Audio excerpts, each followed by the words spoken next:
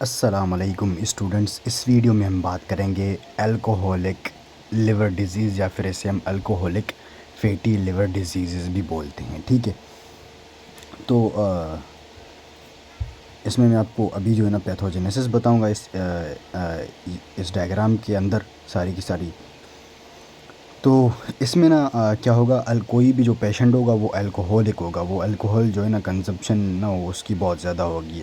तकरीबन जो है ना 80 जो आपके पास क्या है ग्राम से अगर ज़्यादा है तो उसमें ना डेली बेसिस पर तो वो उसमें तकरीबन 20 साल के अंदर ही ना उनमें फैटी लिवर हो जाता है। ठीक है, 20 साल या फिर 15 साल के अंदर, हमारी जनरेशन में तो जो ना 10 साल के अंदर ही हो जाएगा। ठीक है, तो इसमें होता क्या है, लेट सपोज़ एक अच्छा ये पूरा प्रोसेस ना ये सारा का सारा हेपेटोसाइट में हो रहा होगा। ठीक है, ये पूरा हेपेटोसाइट में होगा। Let suppose this the ethanol, ये किसी भी बंदे ने इथेनॉल लिया है, कोई भी उसने कंजम्पशन की है इथेनॉल की। ठीक है, तो अब देखें ये जो इथेनॉल है इसके 3 प्रोसेस होते हैं यहाँ पर। ठीक है, अब ये जो इथेनॉल बना है ये या तो डायरेक्ट एसेटल्डिहाइड में कन्वर्ट हो जाएगा या फिर एक दूसरे पाथवे के थ्रू हेपेटोसाइट में एक चीज़ होती है जो है ना मीरोजोम्स, उसे हम बोलते हैं क्या मीरोजोम्स। उस मीरोजोम में एक एंजाइम होता है CYP2E1, उसके ज़रिए इसकी मेटाबॉलिज्म होगी, वो एसेटल्डिहाइड में कन्वर्ट हो जाएगा और यहाँ पर एक चीज़ बनती है, रॉस बनता है। ठीक है, अब मैं आता हूँ उन पर। ठीक है, उसके बाद ये दूसरे प्रोसेस के थ्रू जाएगा पेरोक्सीजोम्स के ज़रिए, पेरोक्सी जोम्स के पाथवे के थ्रू जब भी जाएगा तो उसमें ना ये यहाँ पर क्या होगा, ये यहाँ पर भी एसेटल्डिहाइड में जो है ना कन्वर्ट हो जाएगा। ठीक है, एसेटल्डिहाइड में इधर भी कन्वर्ट होता है। तो 3 मेटाबॉलिज्म है जो एसेटल्डिहाइड में इसको कन्वर्ट करते हैं। अब एसेटल्डिहाइड पता है क्या करता है, अब ये एसेटल्डिहाइड जो है ना क्या करेगा, एक तो ये मेम्ब्रेन को रप्चर करेगा, ये जो सेल मेम्ब्रेन है इसको रप्चर करेगा।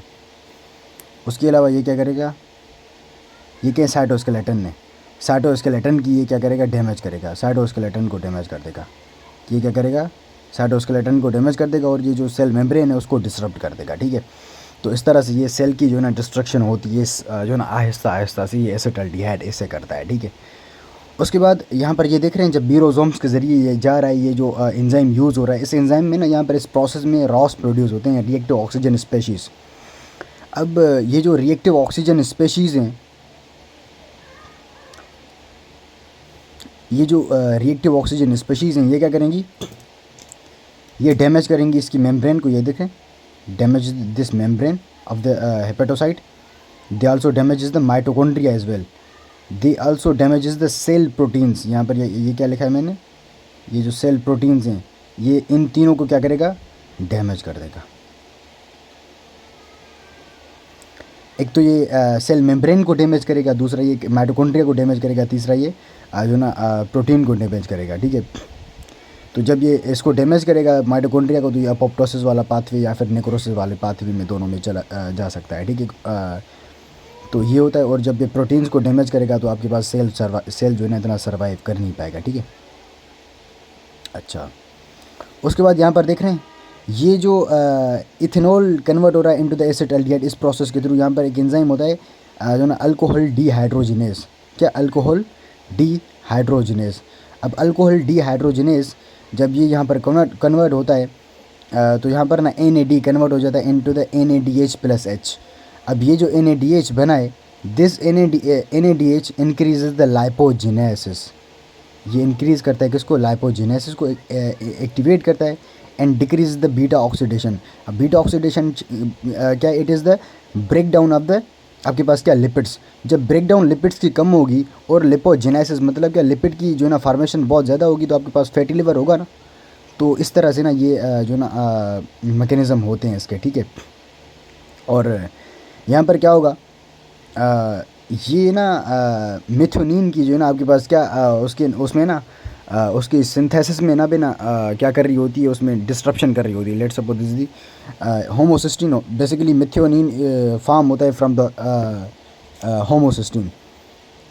अब यहाँ पर देखें ये होमोसिस्टीन है, it is going to convert into the methionine.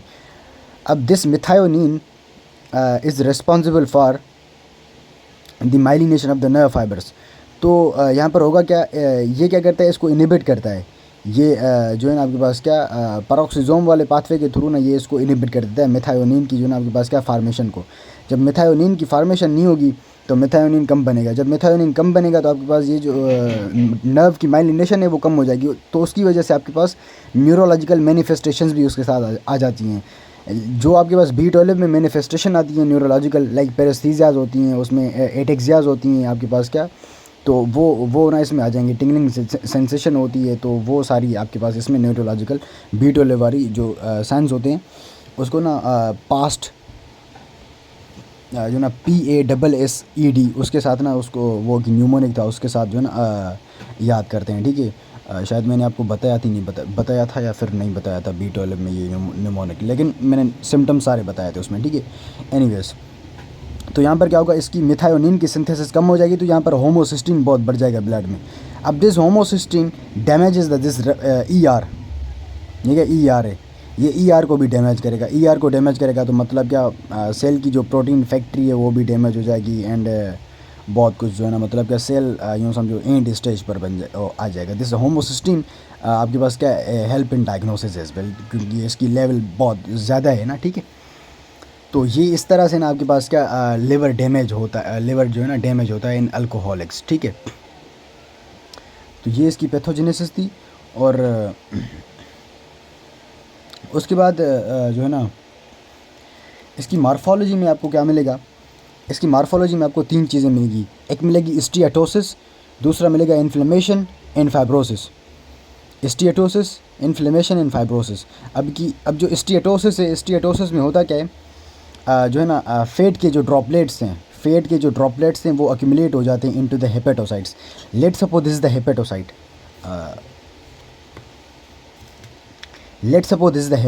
ये हेपेटोसाइट है। ये क्या है, these are the small droplet of the fat, these are the small droplet and this the nucleus. अब यहाँ पर होगा क्या, इसका जो न्यूक्लियस है ना वो बिल्कुल साइड में चला जाएगा। अब वो न्यूक्लियस साइड में क्यों चला जाएगा, बिकॉज ये जो small droplets of the fats हैं ये मिलके बनाते हैं एक जो ना लार्ज ड्रॉपलेट ऑफ फैट। ये स्मॉल मिलके क्या बनाएंगे, एक लार्ज ड्रॉपलेट बना देंगे फैट का, जिसकी वजह से ये जो न्यूक्लियस है वो साइड पर चला जाएगा। ठीक है, इसमें ना ये कैरेक्टरिस्टिक होती है, ये आपको ना माइक्रोस्कोपिक जो ना आपको ये उसमें हेल्प करती है, किसमें, जो ना डायग्नोसिस में, कि जो ना न्यूक्लियस इसका साइड में चला जाता है। इस स्टीएटोसिस में होता क्या है, जो ना फैट्स जो है ना अक्यूमुलेट हो जाते हैं इसमें। ठीक है, और स्टीएटोसिस की तरह 2 टाइप्स होते हैं फर्दर, एक होता है माइक्रो वेजाइक्यूलर, दूसरा होता है मैक्रो वेजाइक्यूलर।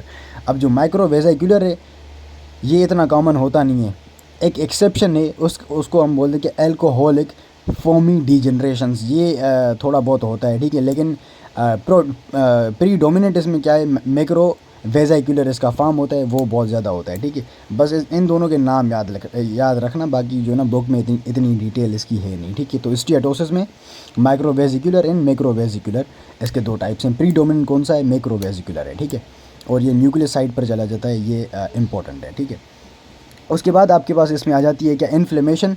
अच्छा, एक इन्फ्लेमेशन, बलून्ड हेपेटोसाइट इन फाइब्रोसिस। अब देखें जो इसके सेल्स हैं वो बलून्ड हो जाएंगे। बलून्ड क्यों हो जाएंगे, बिकॉज इसमें जो फैट के ड्रॉपलेट्स हैं वो अक्यूमुलेट हो रहे हैं, तो इनकी ना बलूनिंग हो जाएगी। तो यहाँ पर ये जो बलून हो जाएंगे।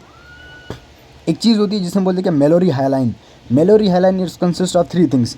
Number 1 swelling, clearance of the cytoplasm and skeletal damage, cytoskeletal damage. यहाँ पर साइटोस्केलेटन का डैमेज हो रहा था, मैंने बताया था पहले, और स्वेलिंग भी हो रही थी, ये भी बता दिया। इसके अलावा जो साइटोप्लाज्म है वो बिल्कुल क्लीन हो जाता है। तो इन तीनों को मिलाकर ना हम मेलोरी हाइलाइन बोलते हैं। तो इसमें ये भी चीज़ आपको मिलेगी। ठीक है, और उसके बाद जो ना इसमें जो इन्फ्लेमेशन मिलेगी आपको, जो ना आपको पता हो कि नहीं हो यार,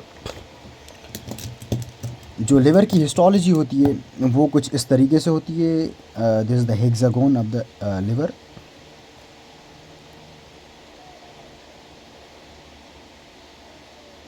इसके बीच में यहाँ पर क्या होती है, सेंट्रल वेन होती है। यहाँ पर एक पोर्टल ट्राइएड यहाँ पर होता है, पोर्टल ट्राइएड यहाँ पर भी होता है, यहाँ पर भी पोर्टल ट्राइएड होता है, यहाँ पर भी होता है। एंड यहाँ से हेपेटिक साइनोसाइट्स जा रहे होते हैं, ये हेपेटिक साइनोसाइट्स हैं। ठीक है,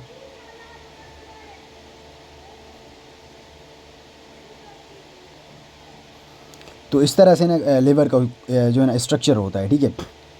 अब ये जो हेपेटिक साइनोसाइड है और यहाँ पर जो ना हेपेटिक साइनोसाइड और यहाँ पर क्या होते हैं, हेपेटोसाइट्स होते हैं। यहाँ पर क्या होते हैं, हेपेटोसाइट होते हैं और यहाँ पर भी हेपेटोसाइट होते हैं। और इन दोनों हेपेटोसाइट के बीच में एक जो है ना बाइल कैनालिकुला रन कर रहा होता है। और हेपेटिक साइनोसाइड और ये जो हेपेटोसाइट है, इन दोनों के बीच में जो स्पेस है इसे हम स्पेस ऑफ डिसी बोलते हैं, ठीक है। तो यहाँ पर एक लोब होता है जिसको हम बोलते हैं क्या, जो है ना एसएनएस लोब। अब एसएनएस लोब को हम क्या लेते हैं, इस पार्ट को ना मैं बिल्कुल लार्ज कर रहा हूँ, ठीक है, इस तरह से लेते हैं। अब इन दोनों पार्ट्स को ले रहा हूँ, ठीक है, ये यहाँ पर आ गया, ये इस तरह से। अब देख रहे हैं यहाँ पर ये लेट सपोज ये मैं ले रहा हूँ सेंट्रल वेन ले रहा हूँ बीच वाली, ये सेंट्रल वेन है और एक पोर्टल ट्राइएड यहाँ पर है, एक पोर्टल ट्राइएड यहाँ पर है। तो यहाँ पर ये देख रहे हैं इसके ना 3 जोन्स बनाते हैं हम यहाँ पर। एक ये जोन बनाते हैं which is near to the central vein, एक दूसरा वाला जो मिडिल में होता है, दूसरा वाला which is far away from the central when. यहाँ पर ये देख रहे हैं इसको जोन 1 कहते हैं, इसको जोन 2 कहते हैं, इसको जोन 3 कहते हैं हम, ठीक है। तो यहाँ पर होता है कि यहाँ पर ये जो पोर्टल आर्टीरियोल है, तो पोर्टल आर्टीरियोल सबसे पहले ना इसको जो ना ब्लड सप्लाई करता है, उसके बाद इसको सप्लाई करता है, उसके बाद इसको सप्लाई करता है। जो हाईली ऑक्सीजनेटेड ब्लड है वो इसको जाती है, सेकंड इसको जाती है, लीस्ट ऑक्सीजनेटेड ब्लड इसको जाती है, ठीक है। तो यहाँ पर जो है ना कुछ इस प्रकार से ना यहाँ पर क्या होगा, हिंदी बोल, तो इस प्रकार से इस तरीके से ना यहाँ पर क्या होगा, इसमें फाइब्रोसिस होती है, ठीक है, इसी तरीके से। अब वो फाइब्रोसिस कैसे होती है, जो है ना ये सेंट्रल वेन है, सबसे पहले ना इसकी यहाँ पर मैंने जोन 1 लिखा है, यहाँ पर ये ना आई थिंक जोन 3 है शायद ये, ठीक है, ये जोन 3 होगा। लेकिन अब जोन को याद करें नहीं करें कोई मसला नहीं है इतना, ठीक है।